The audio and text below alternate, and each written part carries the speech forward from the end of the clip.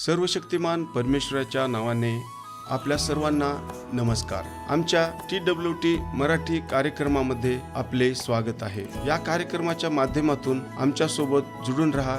परमेश्वर तुम्हाला आशीर्वादित करो.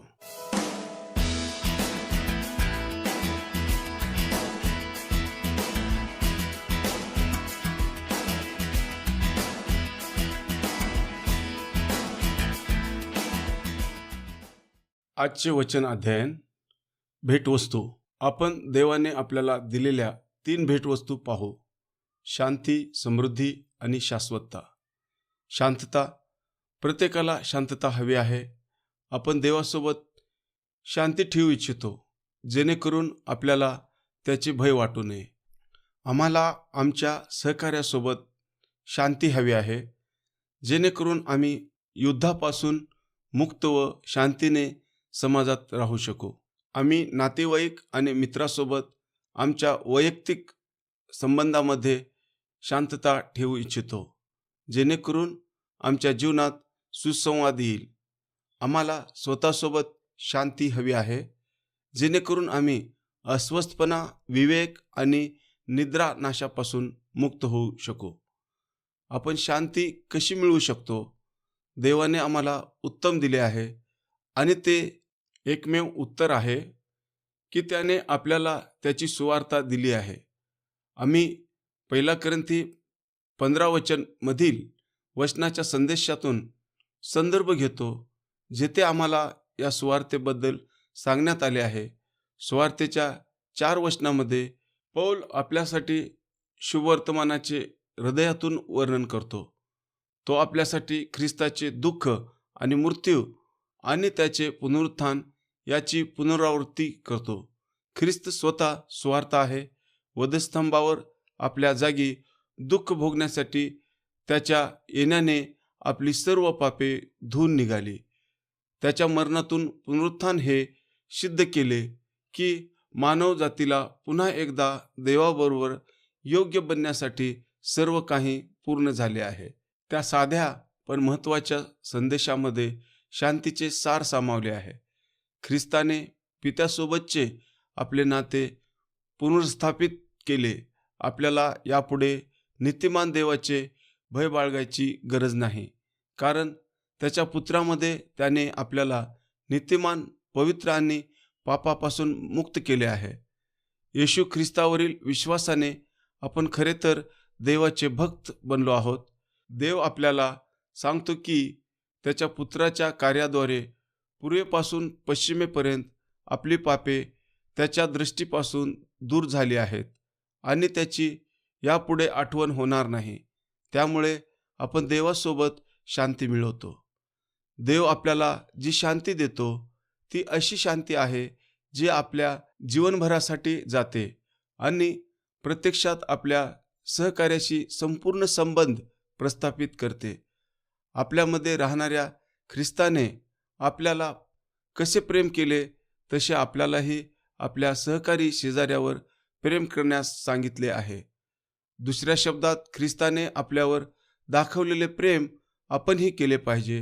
हे आपली क्षमाशील ख्रिस्ताची वृत्ती लोकांसोबत वागण्यात दिसून येईल आणि आपल्याला शांती मिळेल. आपल्या पापाची क्षमा केली गेली आहे आणि आपले पाप धुतले गेले आहेत. यापुढे चिंता करण्याची गरज नाही. ख्रिस्ताने आपल्या अपराधाची भरपाई केली असल्याने शिक्षेविषयी चिंता करण्याची गरज नाही. जेव्हा एखादी व्यक्ती खरोखर चिंतामुक्त असते तेव्हा ती शांततेत राहू शकते. घाबरण्याची काहीही गरज नाही. समृद्धी. रोम 1:16 मध्ये पौल म्हणतो की त्याला ख्रिस्ताच्या सुवार्तेची लाज वाटत नाही, कारण ती देवाची शांती आहे ज्यामुळे आपल्याला तारण प्राप्त होते. देवाची शांती त्याच्या लोकांच्या जीवनात आहे. ही एक शांती आहे जिने ख्रिस्ताला मरणातून जिवंत केले. देवाचा पवित्र आत्मा अजूनही चमत्कार करत आहे आणि दररोज जीवन बदलत आहे. देवाचा हेतू आहे की त्याचे लोक आनंद आणि समाधानाने भरलेले जीवन जगावेत. आपण हे समजून घेतले पाहिजे की देवाचे लोक समृद्धीकडे जगाच्या वेगळ्या दृष्टिकोनातून पाहतात, पण फक्त भौतिक समृद्धीचा विचार करते, फायदा मिळवणे आणि संपत्ती मिळवणे इत्यादी. एक स्वार्थी प्रकार. बायबलच्या भाषेत एक व्यक्ती संपूर्ण जग मिळवू शकते आणि तरीही आनंदी किंवा समाधानी राहू शकत नाही. श्रीमंत लोकांच्या जीवनात हे पाहू शकतो. त्यामुळे अनेकदा त्याच्या संपत्तीने त्यांना फक्त निराशा आणि एकाकीपणा आणला आहे. चित्रपटातल्या सारखे मूर्तीपुढे दिखाव्याची धार्मिकता, जी जगिक श्रीमंत होण्यासाठी निरर्थक प्रयत्नांचे उदाहरण आहे. देव वेगळ्या प्रकारची समृद्धी देतो, असे आपण आधीच पाहिले आहे. तो आपल्याला शांती देतो. थोड्या पैशाने ती भेट खरेदी करता येत नाही. तो आपल्याला जीवनाचा उद्देश देखील देतो. तुम्ही इथे का आहात आणि देव त्याच्या शाश्वत योजनेत तुमचा कसा वापर करत आहे हे जाणून घेणे हे एक चांगली गोष्ट आहे. समाधान हा एक आशीर्वाद आहे जो देव त्याच्या लोकांना देतो. देवाची इच्छा आहे की त्याच्या लोकांना जीवनाची परिपूर्णता मिळावी, अशी समृद्धी ज्याबद्दल जगाला काहीही माहीत नाही. देवाची शांती या अद्भुत भेटवस्तू प्रदान करते. तो दिवसेंदिवस त्याच्या लोकात शांतीचे जीवन जगतो. तो त्या वाईट गोष्टींना देखील दूर करतो जे देवाच्या जवळ जाताना येतात आणि आपल्या जीवनातील दुःख देवाला देतात आणि त्यांचे आशीर्वादात रूपांतर करतात. खरोखर देवाचे लोक समृद्ध आहेत. शाश्वतता शब्दाचा अर्थ कधीही न संपणारा, नेहमी आणि सदैव शाश्वत. त्याच्यात शाश्वतता नसेल तर सर्वोत्तम जीवन देखील व्यर्थ ठरेल. हा विचार काही वर्षापूर्वी एका लोकप्रिय गाण्यात काय ते सर्व आहे त्याचा पुत्र येशू ख्रिस्ताद्वारे देवाच्या सुवार्तेचा महान पैलूपैकी एक म्हणजे तो केवळ आपल्या इथल्या आणि आताच्या जीवनाशी संबंधित नाही, तर त्याने आपल्यासाठी अनंतकाळचे जीवन देखील तयार केले आहे. त्याच्या लोकांनी सदा सर्व काळ जगावे अशी देवाची इच्छा आहे. त्याची मूळ योजना ही तीच होती. मग आज्ञा न मानणाऱ्या मानवजातीच्या जीवनात पाप आहे आणि त्याबरोबर मृत्यू आणि इतर सर्व वाईट गोष्टी आल्या. देवाने आपल्या अनुयायांना आश्वासन दिले आहे की तो आपल्यासाठी स्वर्गात एक परिपूर्ण जीवन पुनर्स्थापित करणार आहे. ते पापापासून पूर्णपणे मुक्त होईल. आता पाप होऊ देणार नाही. त्यापूर्वी परिपूर्णतेमध्ये पुन्हा एकदा मृत्यू, वृद्धत्व, निराशा, थकवा, चिंता, अशक्तपणा, गोंधळ, दुःख किंवा त्याच्या लोकांसाठी देवाच्या योजनेत व्यत्यय आणणारे इतर काहीही आमच्याकडून होणार नाही. ते पूर्ण होतील आणि आमचा आनंद पूर्ण होईल. जर तुम्ही पृथ्वीवरील जीवनात लाखपटीने आनंदी जीवन जगलात तरीही तुम्हाला आनंदाची परिपूर्णता मिळणार नाही, जी आनंदकाळच्या जीवनात प्रत्येक क्षणी आमची असेल. हे माणसाच्या आकलन शक्तीच्या पलीकडे आहे. हे आपल्या मानवी संकल्पनाच्या आणि विचारश्रेणीपेक्षा खूप वरचे आहे. आपल्याला देवाने जे वचन दिले आहे ते पूर्ण करण्यासाठी आपण त्याला स्वीकारू शकतो आणि त्यावर विश्वास ठेवू शकतो. हे सकारात्मक आहे. शांतता, समृद्धी आणि शाश्वतता या भेटवस्तूपैकी सर्वात मोठी भेट म्हणजे शाश्वतता. तर ख्रिस्तामध्ये आम्हाला संपूर्ण उत्तर सापडले आहे. आणखी काही नाही. त्याच्या दुःख आणि मृत्यूमुळे आपण आपल्या स्वर्गातील पित्यासोबत शांती मिळवतो.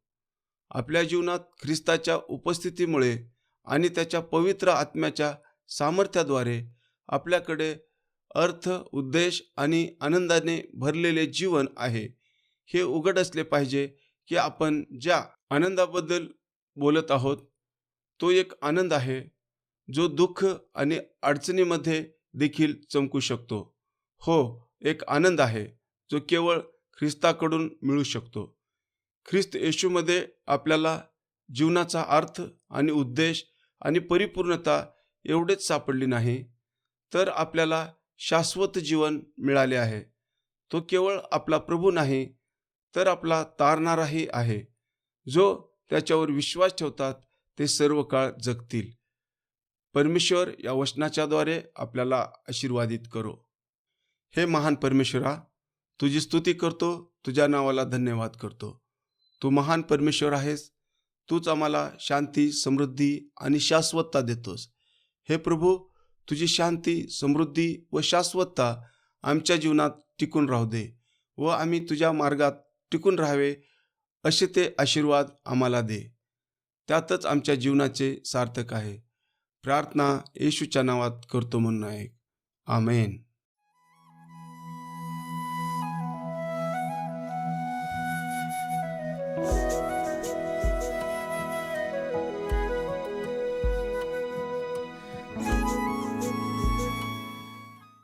अधिक माहितीसाठी listenersfeedback@gmail.com वर ईमेल करा. 8523047990 नंबरवर व्हॉट्सॲप, SMS व फोन करा. धन्यवाद.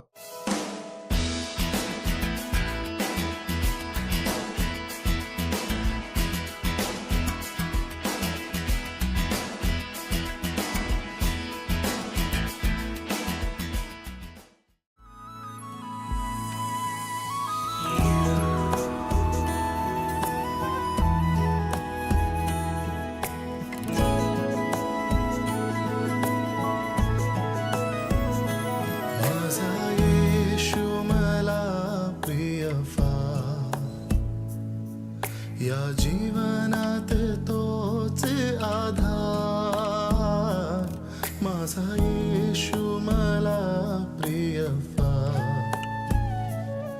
या जीवनात तोच आधार, आपत्तीत विपत्तीत या जीवन यात्रेत तो कधी न मला सोडणार.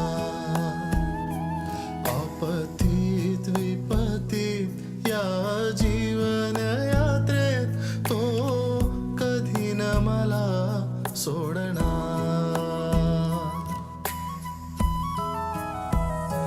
हा जीवन प्रवास कठीण, येते अनेक प्रतिकूल क्षण.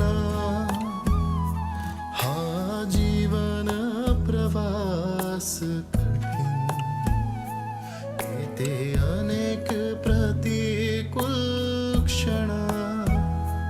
दिवसा मेघस्तंभ, रात्री अग्निस्तंभ, माझे वाटाडे प्रतिदिन. दिवसा मेघस्तंभ, रात्री अग्निस्तंभ, माझे वाटाडे प्रतिदिन.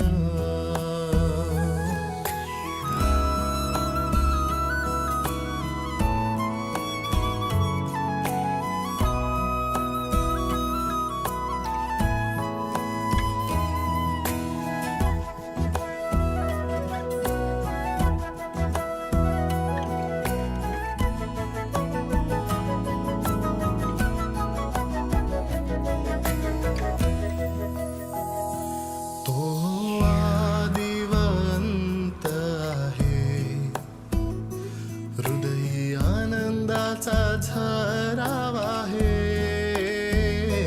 तो आदिव अंत आहे. हृदयी आनंदाचा झराव आहे. दुःख येता क्षणी, अश्रू पुसतो क्षणी, माझा